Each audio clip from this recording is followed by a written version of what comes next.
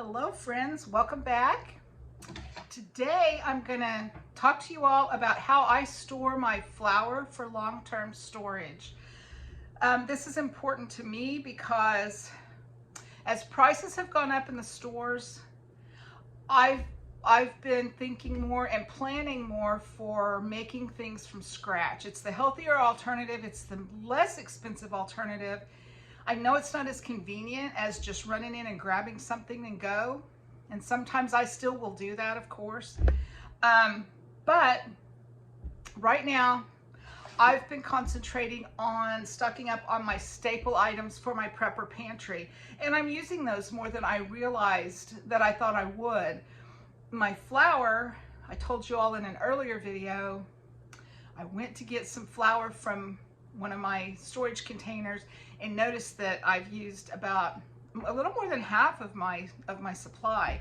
So in my last grocery haul, one of my last grocery hauls, I bought 50 pounds of flour, and I have that here with me today. It's been in my freezer all this time.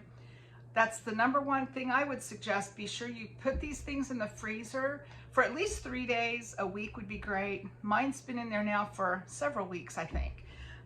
Just to make sure there's nothing living in that flour, no eggs, no little friends in the flour, okay?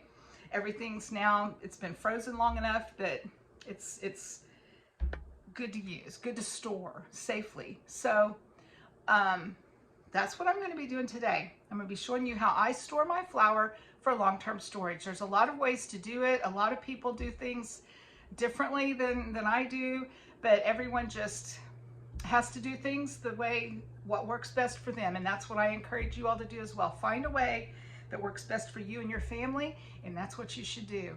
All right, first thing I'm going to do is take my Ziploc bags and my permanent marker, and I will label it with flour in today's date.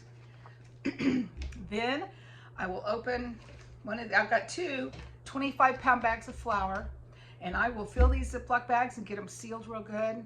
Then I'll take you into my pantry and show you how I'm going to do that. What's left in my Vittle Vault, which is my storage container for my flour, I will take out what's in there, and I will put today's flour in the bottom, and what's in there will go on the top. That way I get a good rotation using the oldest flour first. So that's my plan for today. Let's watch me carry it all out, okay? I'm in a different part of my kitchen.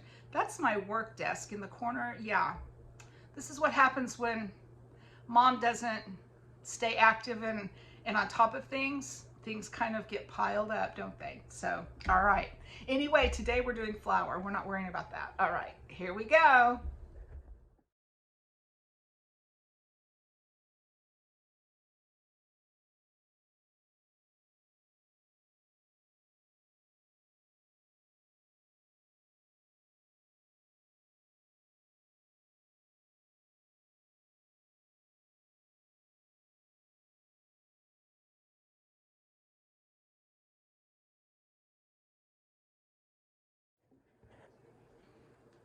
Okay guys, we are bagging our flour. I've labeled it.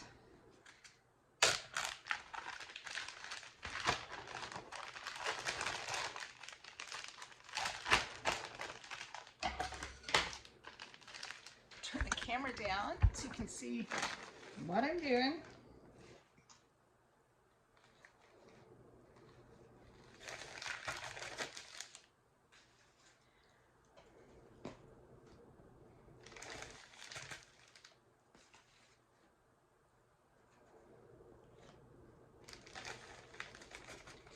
Transfer to gallon-size freezer bags instead of keeping it in the 25-pound bag, because each freezer bag is airtight.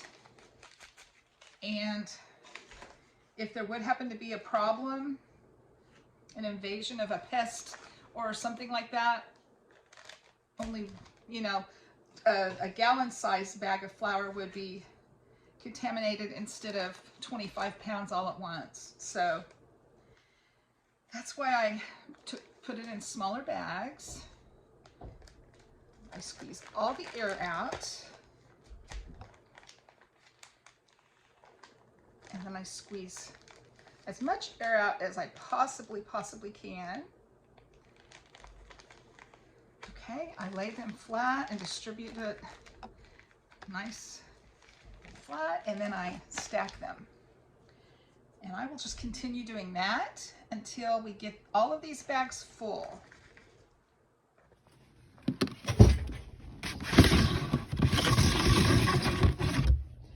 Okay, just a second here. I'm going to take out what's in here so I can put it on the top so I can use my list flour first. All right, let's fill it up. So there we go, full again.